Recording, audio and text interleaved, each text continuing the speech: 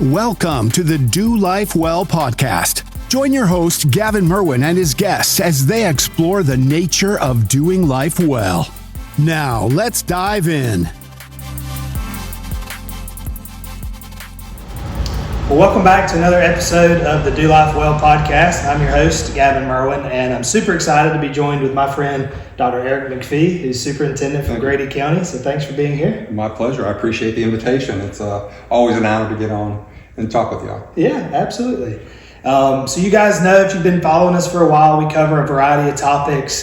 Today is an exciting one. Mentorship is a must. And we were kind of talking before we got started, you know, as we do get prepared for things, of just how important mentorship is in the overall concept of doing life well. So we've got some exciting things planned for today's conversation, but before we kind of jump in, you know, share a little bit about yourself and, you know, how we met and what led you to be who you are today.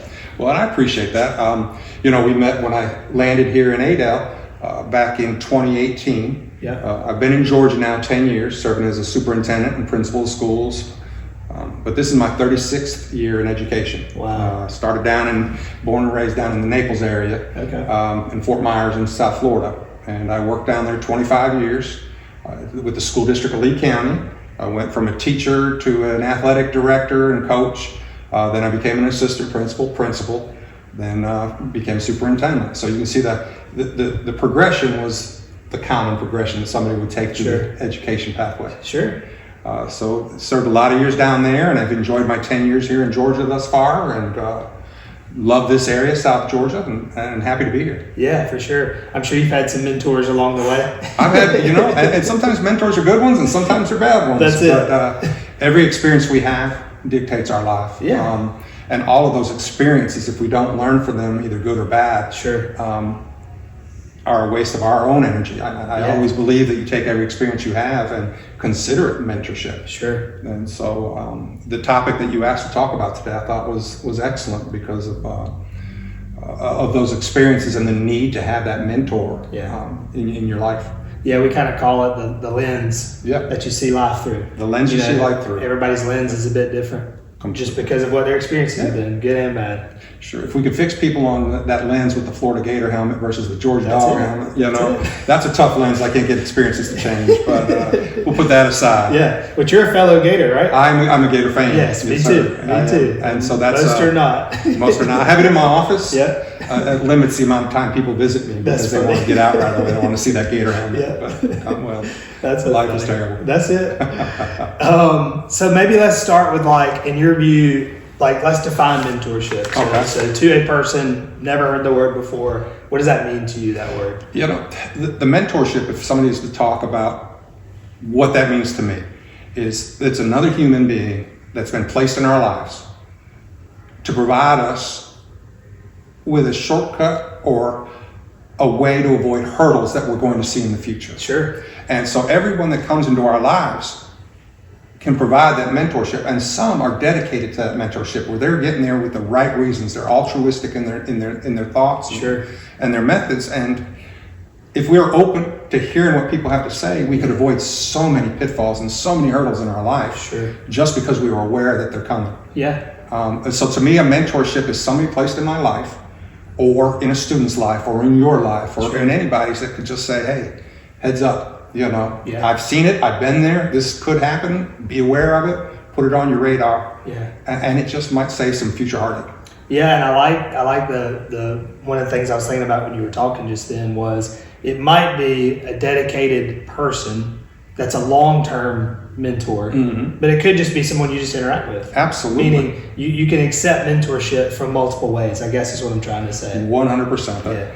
You know, I'm in my 60s right now, and when I became the superintendent in Grady County, in Cairo, they assigned me a mentor. Sure. Even at my age and my experiences. Yes.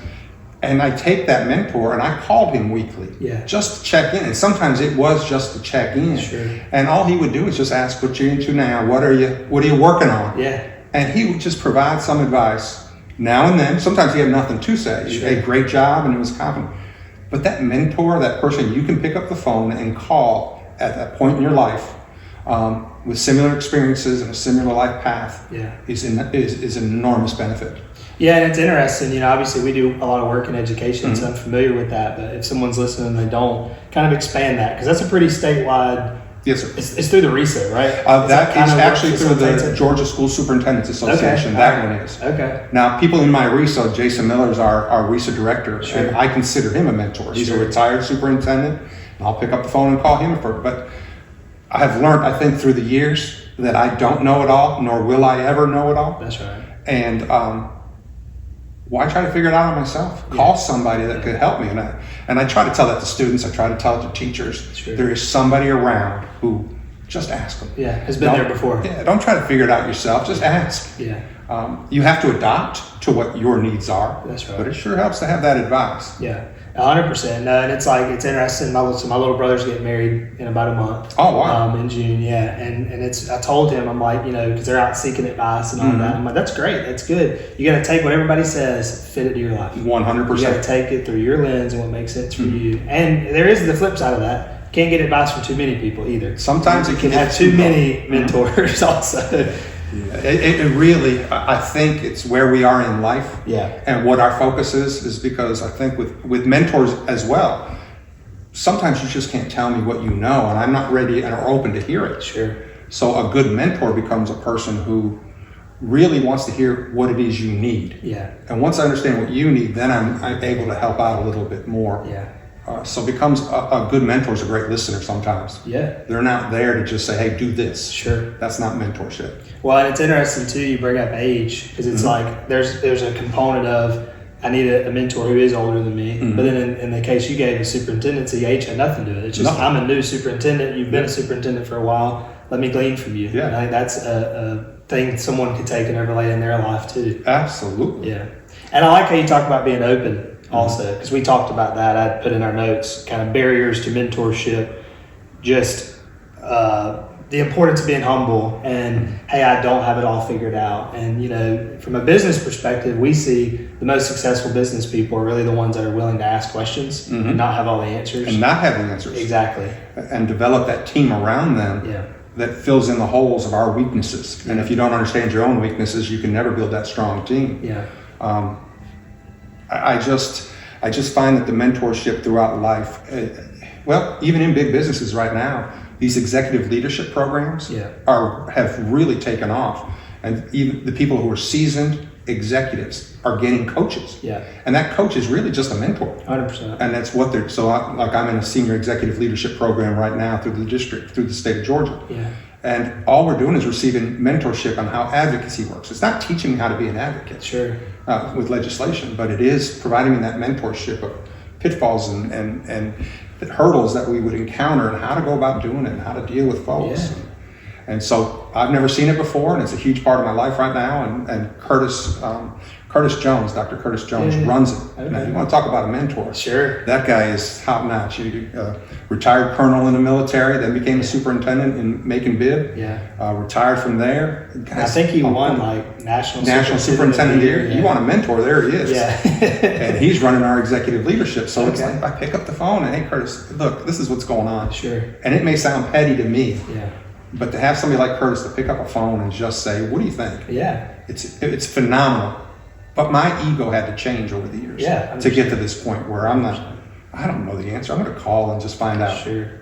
100%. Yeah, and it's interesting too, you're talking about lens. So I have a business coach too. And a lot of times what I find we meet once a month on Zoom is it's that outside perspective that you miss. Meaning that's what the coaches value a lot of times in that mentorship process is they're not in the day-to-day. They're not there. And so as you're sharing stuff, they're able to see it from a very objective lens and give you that advice and things of that nature. And so I think what's interesting about that, if I'm listening to this and I'm like, hey, I want to apply some of this, I think the overlay is there's different type of mentorship. Meaning your example of Dr. Jones would be different than my coach or whatever, or Terry and my relationship, where he's mentoring me every day. We're in it together, we're talking, we're interacting. That's a different form of mentorship than, I guess there's not an all or nothing. Meaning if I'm listening and I don't have a mentor, you don't have to go find one person that's deeply invested in you all the time. There's lots of flavors to this conversation of ways you can receive that information. Yeah. I have mentors who are phenomenal with people. Yeah. You've got to know that guy that's been in your life, or guy, girl, that person in your life that's phenomenal with people. Because a weakness of mine might be I'm not a great hugger. Sure. But boy, I've got to mend some issues around the school. Sure. I've got to remember in my life who is that person that can help guide me through dealing with these personal issues, because they have a different perspective, a different lens. Sure. So I'm a huge Covey fan, Stephen Covey, and he talks about that circle of influence. Yeah. And when we get in our circle of influence, we get really tight inside of that. But then broader aspects of the country and everything around us, we start getting into his circle of concern. And, that's when we get all I need a mentor to come in and say, Eric, you're getting into that area of circle of concern. You have no impact on that. Stay out of that area. Sure. So you want to hear that once in a while. Get back into your circle of influence and who do you work with and what impacts you in your community. Yeah. And get away from the world issue. You have you can't fix that, so why are you worried about it? Yeah, that's exactly right. And you need good mentors, good people to talk you off that ledge and bring you back into your circle of influence. For sure. Where you get your work done. Yeah, absolutely. And talking about the students, kind of like talk through that, like the importance of that at a young age and the school lens of it. Yeah. The school lens is harder because, we all put together programs like we'll have a young men's groups where we'll have community members of the community come talk to the kids about their grades and what's going on, and the young ladies clubs where the women in the community will come in and they'll talk to the girls, and that's great mentorship. But at its surface, sometimes it's just come in once every 6 months and you say hi to the kid and you look at the grade and you say, hey, you could do better. That's surface level. Sure. And I don't know if people understand like how great schools are, that those kids, when they find that one adult they connect to in a school building, that's the true mentor. Yeah. It's that kid they connect, they have personal relationships with, that there is an inherent trust. Sure. That's what you want. And I don't care if it's the building custodian. I don't care if it's the building principal. And I really don't care if it's your bus driver. Yeah. It's that one adult, if we could find a way to connect with every student in the school building, that kid knows that, and I just want to talk. I just want to know, what do you think about this? Yeah. And that would just drive everything to a greater world, because there's so many kids that don't have that connection. Yeah. And so the advice they get is what they think is the right way to do things, and nobody's in their life guiding them or helping them get on the right path. Yeah. So districts that have strong mentorship programs at the school level and a strong connection with their kids, I know are so much more successful. Sure. Because it's, if parents do their best, they do the best they can to guide their kids and to lead them, but sometimes the parent hasn't had those experiences either, of whether it's college you want to go, work you want to go, military. So having that strong mentor at that youth level, that if we could get the kids to trust us, is enormous. Yeah, which is interesting, not necessarily mentorship, but just listening. Listening is really important. I was having a conversation yesterday with somebody, actually, he's 18, and got a lot going on, and I said, who do you talk to? Well, so-and-so, but they've never been there, they don't have this, so-and-so, but they don't know. And I'm like, well, I don't know that you really want answers. I just mean, who are you sharing with? Like, you can share with somebody, they don't have to give you the advice. They don't have to solve your problems. Like, there is something to just be said for having someone you can just spill out to, versus keeping it all in. And I think it does go back to, though, the whole, being humble, checking your ego. Because I remember, like in high school, I had 2 teachers I really connected with, same way. But you're like, I had to go search for that, so to speak. You know what I mean? That's kind of what you're saying, is it's like, if there was a way to kind of go the opposite direction where the kid doesn't have to search for it, because so many don't, that would be awesome. But I think it's important too, just like, it's important enough that if you look around to very successful people, pretty much all of them have mentors. They do lots of things, but that seems to be a consistent theme, like what you said. Everybody's getting coaches and all those things, but you got to go chase it. You got to go pursue it. You got to want it, and you got to go get it. It doesn't just happen. And a great mentor teaches us that. They listen enough to where you probably know the answer to what you want. Yeah. And if you work through it, if somebody's listening to you, you're going to come up with the right answer and the right thing to do depending on your moral compass. But that strong mentor is that one that can listen and then help guide you to the decision you need to make without telling you the answer. Yeah. Now, don't get me wrong. I mean, I wish back in 1989 when I first started teaching, I had, what is the gentleman's name? I think it's Hamlin, that writes The Millionaire Teacher. Okay. The Millionaire Teacher is just 9 points about, and it's just common sense factors that I wish somebody would have forced me at that point, not just suggested. Yeah. Forced me. You're going to take 10% of this income. I mean, you get out of college and you're making no money. All of a sudden you have this big check. Yeah. And if somebody would have just forced me to say, you are going to put away 10%, period, because you've never seen that 10% anyway. That's right. So starting in 1989, my portfolio would have been beautiful if somebody had forced me to do it. Now, along the way, I kept hearing people getting closer to retirement were telling me, look. Yeah. And so we started doing more. Yeah. But in 1989, if I had just done that 10% and just say, okay, my commitment to church, I'm going to take that out before I even think about it. My 10% is going into an account that I never look at again.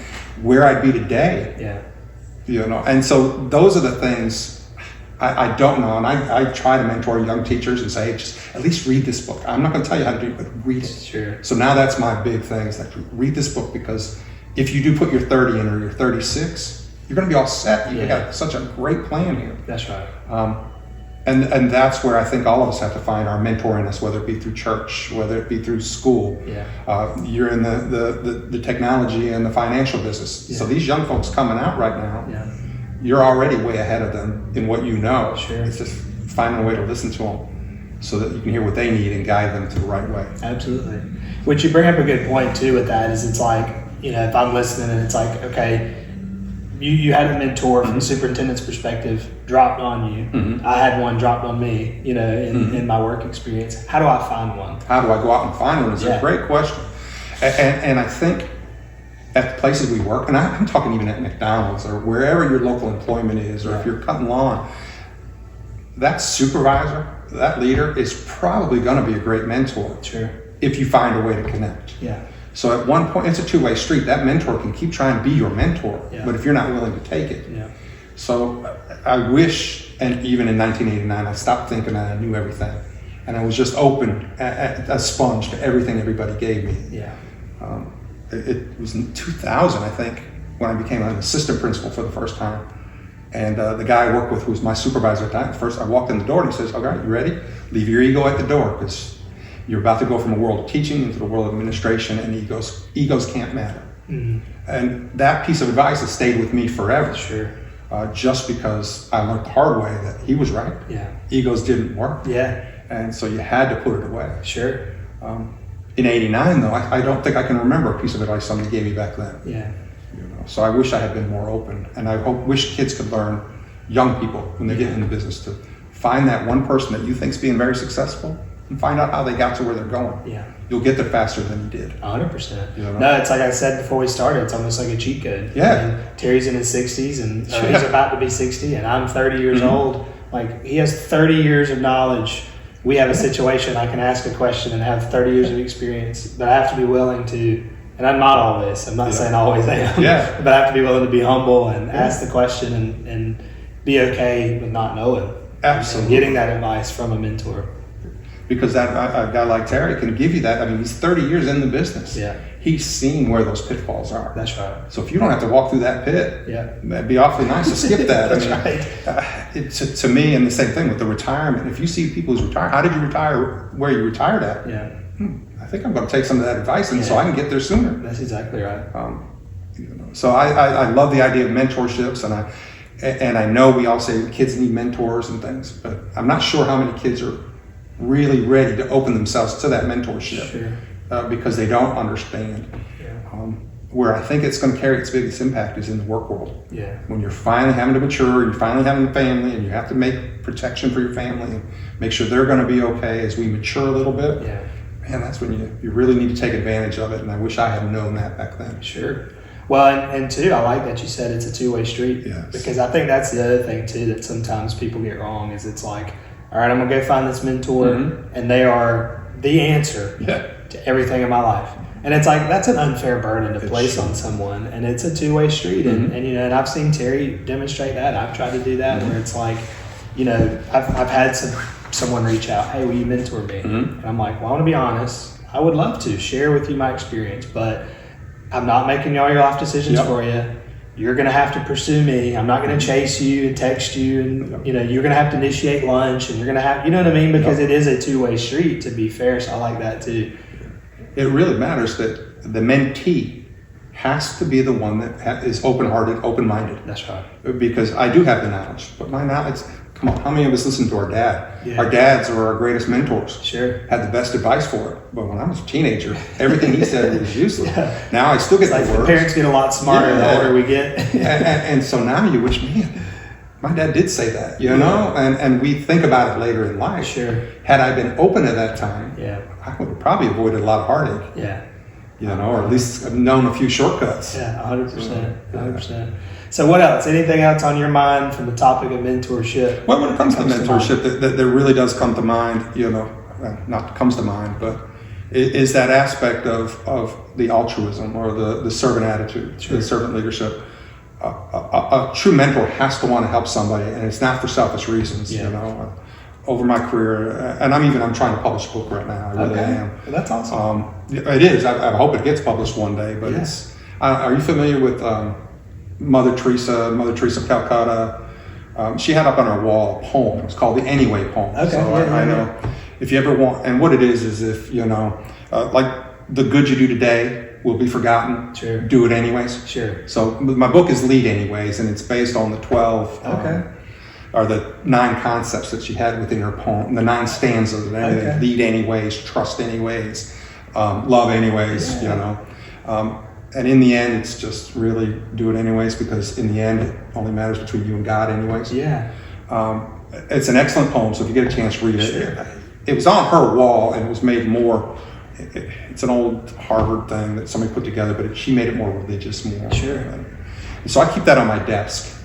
Because I've learned through the pitfalls in life that certain things when I had to go to kind of a more spiritual understanding to calm them down. Sure. So my book each chapter is based on that, and we talk about egos, because all of this is about the mentorship. It's about egos. Yeah.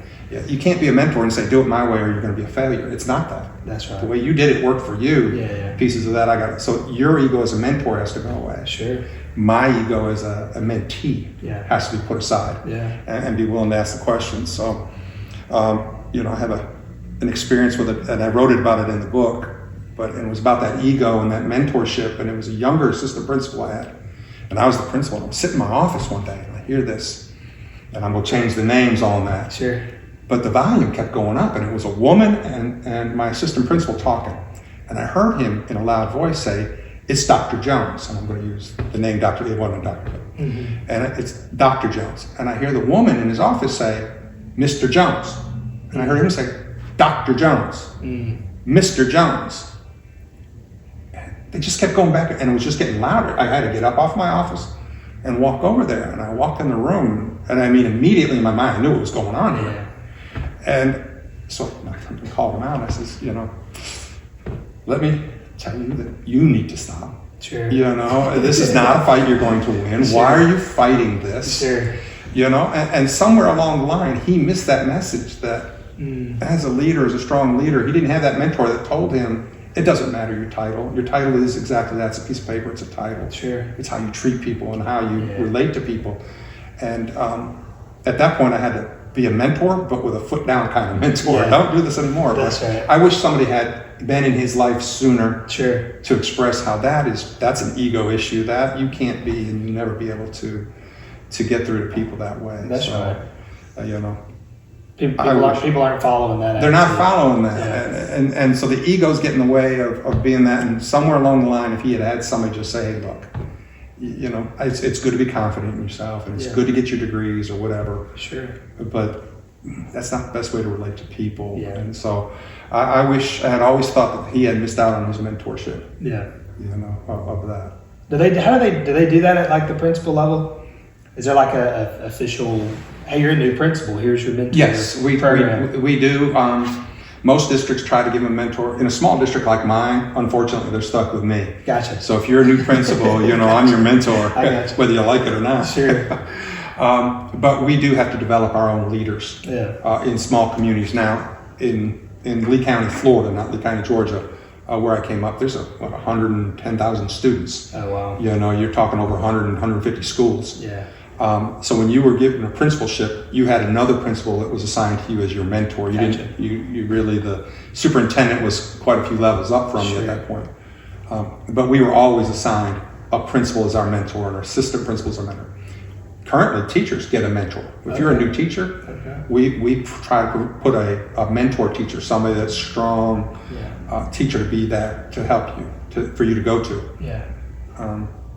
But that weakness is what we talked about before. You may be my mentor, but if I'm afraid you're going to see my weaknesses, I'm not going to go to you. Yeah, that's right. Because I got to think I know it all. That's exactly right. That's that ego piece. You don't have to know anything. That's right. We're here to help you. We'll get you through it. That's right. Which I think is important too when you're teaching mentors. Protecting vulnerability and confidentiality and all those things. So like when you're finding that mentor, you have to find somebody you can trust. Yeah, exactly. For sure, and that you can be open and honest with and get that guidance from. So. And a lot of times your mentor is a person been around a long time that you never connect with. But there will be a teacher on that floor or in that area that you could connect with. Use them. We're all good at heart. That's right. We're all going to try to help. We don't want to see anybody fail. That's right. 100%. So it's always nice that way. Yeah. Yeah, it's like we say, it's the cheat code. Yeah, it is. It's the cheat code. Yeah. I like that, you know.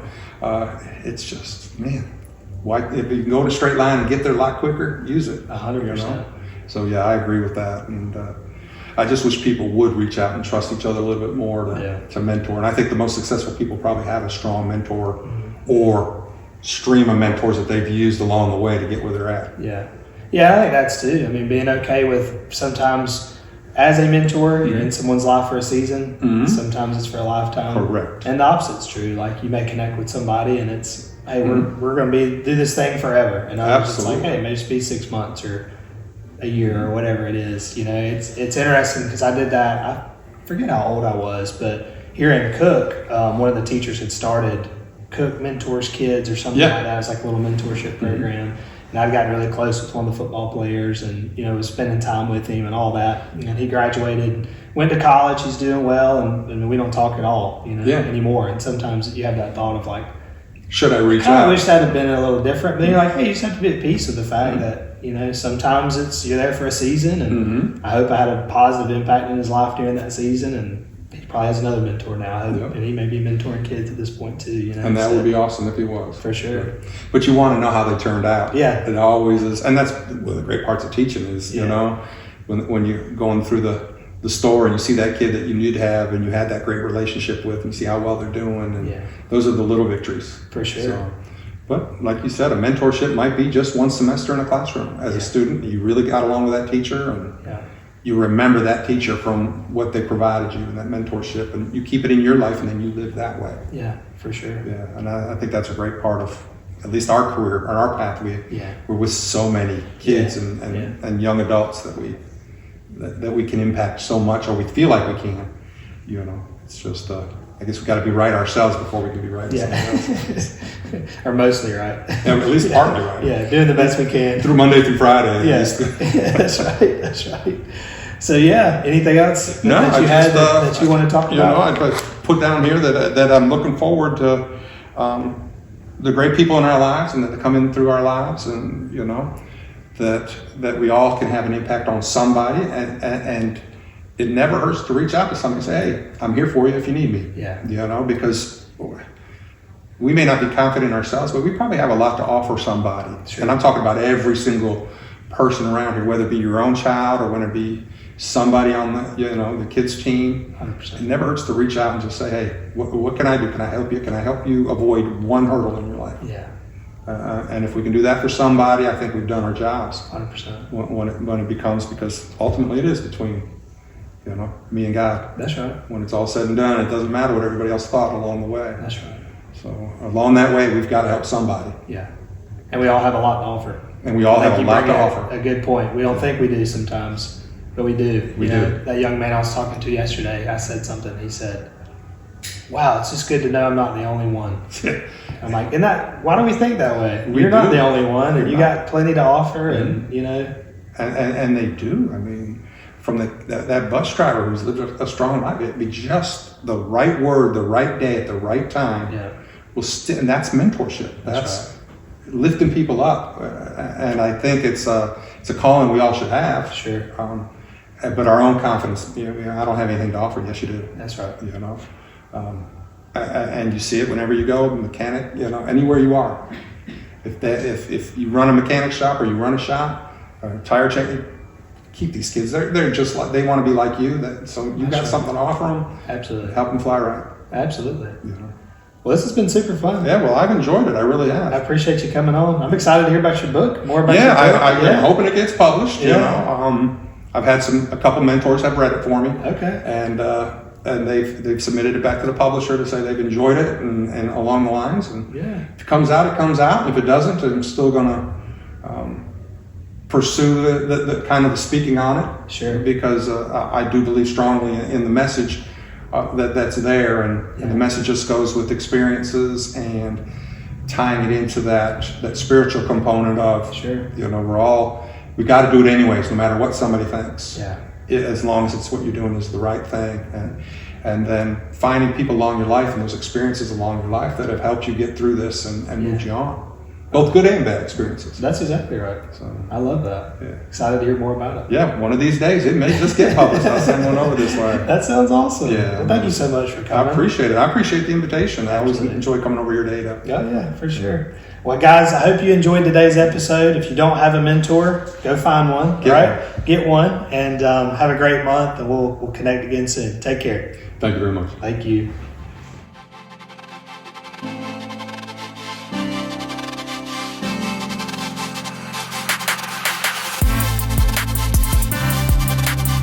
Thank you for joining us on the Do Life Well podcast, where we explore topics like fatherhood, business, health, wellness, and so much more. With each episode, we aim to inspire and guide you in embracing the art of doing life well. If you found value in today's conversation, please leave us a review, subscribe, and share with your friends. Until next time, continue the journey of doing life well.